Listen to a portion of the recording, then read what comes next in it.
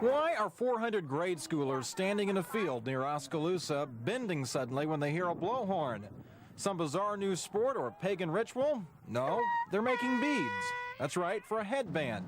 It's a headband you can only see from the sky, though, on a bust of a Native American dancer that you can only see from the sky. It took 8 fully loaded buses to get the entire Oskaloosa grade school, kindergarten through 8th, to the scene today. Today, he was clowning around a little, though, with his friend Barry Bernstein, south of Lawrence, near Vinland. It's peace and love, or we'll rip your heart out and fill it with rock and roll. So come on down and support our favorite candidate, Nobody. Nobody rules the world. This our bus, this is called the Nobody One. Ronnie, he's got the Air Force One, we got the Nobody One. If nobody wins, nobody loses, it's a pair of ducks. The man charged with murdering a 9-year-old Lawrence boy is being linked to another juvenile murder. According to today's Dallas Morning News, John William told DeSoto, Texas police in 1978 he was responsible for the 1977 death of 12-year-old LaWayne Dean. William was charged last week in Douglas County Court with the first-degree murder of Richard Settlemyer. Settlemyer's body was found last Thursday in the Kansas River near Bircham Park. The Morning News says William had been a suspect in the Texas case since he reported finding Dean's body in a storm sewer. William was 16 at the time. The paper reports Dean suffered several superficial cuts to the throat and face, and parts of a paring knife were found near the body. The paper quoted authorities as saying William's statement in 1978 convinced detectives he was responsible for the Texas slaying. The paper went on to say William's mother maintained her son's innocence, and she said medication he'd taken induced him to claim he killed Dean. William was never prosecuted in that case. The 27-year-old is currently being held in Douglas County Jail on a $1 million bond. His preliminary hearing is set for August 3rd. The problem, traffic that moves this fast on the way to Lawrence moves this slowly once it gets here.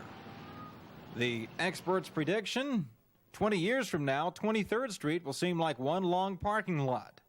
The ideal solution, find a way to divert traffic to the south and west and relieve some of that congestion. The proposed solution, the Southern Traffic Way, linking the turnpike on the west with K10 on the east.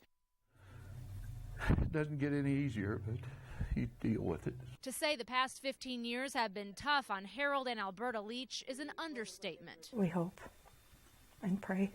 The Linwood couple's world turned upside down on April 16, 1988, the day their 17-year-old son Randy disappeared without a trace. You know, we've thought all these years that somebody would come forward some way and let us know, even if it was just an anonymous letter or something, to lead us in some direction so we could find out something. But it hasn't happened yet. The answers never came for investigators either. I think any case that's not solved is frustrating. Perhaps that's why detectives with the Leavenworth County Sheriff's Office, along with special agents from the KBI, are now taking a second look at the disappearance of Randy Leach. There are fresh eyes, new faces, and we have gone back and gotten into the case file and come up with questions that there were not answers to. A special team made up of 12 investigators will work full-time, trying to figure out what happened to Randy after he left his parents' rural Linwood home that night to attend a graduation party at a friend's house. We were quite surprised after this long, but we're glad, we're happy that they're going to do something, whether they find anything or not, but we're really pleased. The Leaches, who have been left wondering what happened to their son for more than a decade, hope this time around investigators have better luck.